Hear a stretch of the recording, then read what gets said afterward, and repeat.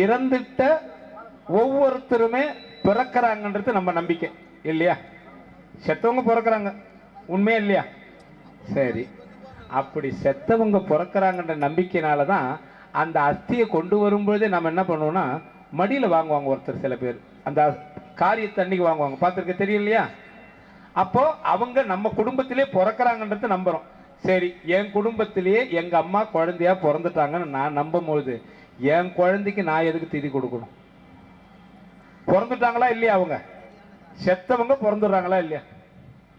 ஒரு குறிப்பிட்ட காலத்துக்கு இந்த கால நியமானங்களை செய்ய வேண்டியது மரபு. இப்ப உதாரணத்துக்கு ஒன்று சொல்றேன் கேட்டுங்க.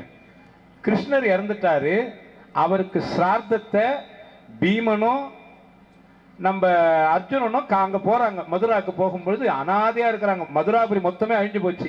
அது ஒரு பெரிய கதை. அது என்னன்னா நம்ம சரிதங்கள்ல என்ன பண்ணிடுறாங்கன்னா ஆதி பருவத்தை யாரும் பார்க்கறது இல்லை. சரி, அவங்களமா இருக்கும், பட்டாபிஷேகம் கட்டினாங்களா முடிஞ்சு போச்சு, அரியணை ஏறினாங்களா நின்று போச்சு அப்படின்னு ஆகி போயிட்டுது. அதுக்கப்புறம் அவருக்கு திதி கொடுக்கல, ஆகையினால கிருஷ்ணர் என்ன இந்த இடத்துல இல்லாத போயிட்டாரா, அனுகூலம் பண்ணாத போயிட்டாரா, இருக்கிறாரா இல்லைங்களா? ஆகையினால நாம இந்த திதி சம்பிரதாயங்கள் என்றதெல்லாம் முன்னோர்கள் வழிவகுத்த காரணம் இவங்க அவங்கள மறக்காத இருக்கணும்ன்ற ஒரே எண்ணம் தான். மறக்காத. சரி, ஒரு உதாரணம், நான் செய்த பாவம் என் புள்ள எனக்கு திதி கொடுத்தானா சரியா போயிடுமா? எனக்கு மோட்சம் கட்சிடுமா? என் புள்ள திதி கொடுத்துட்டான், நான் அயோக்கியன், எனக்கு இவர் திதி கொடுத்துக்கிட்டே இருந்தாருன்னா எனக்கு அங்க கையிலைக்கு பார்த்து அவங்க கொடுத்துக்கிட்டே இருப்பாங்களா என்ன? என்னுடைய கர்மாவை போக்குற வல்லுமை இவன் கொடுக்கிற ஒரு பிண்ட சோத்துல இருக்குதுன்னா கொலையும் கொல்லையும் அடிச்சுட்டு எப்பா ராஜா வருஷாந்தரம் பிண்டம் கொடுத்துறான்ட்டு போய்க்கின்னு இருக்க வேண்டியதுதான் எல்லாரும். இதுலயா இருக்கும்? மறக்காத இருக்கணும். இது பித்ரு கர்மான்னு சொல்லுவாங்க, இத பித்ரு கர்மான்னு சொல்லுவாங்க.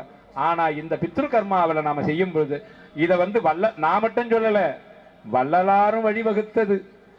தன்னுடைய தாயையும் தகப்பனார். இன்னொரு விஷயம் என்னன்னா, இந்த சரீரத்துக்கு தான் இவங்க அம்மா அப்பா, இந்த ஆன்மாவுக்கு அம்மா அப்பா எம்பெருமான்னு சொல்ற இறைவன்.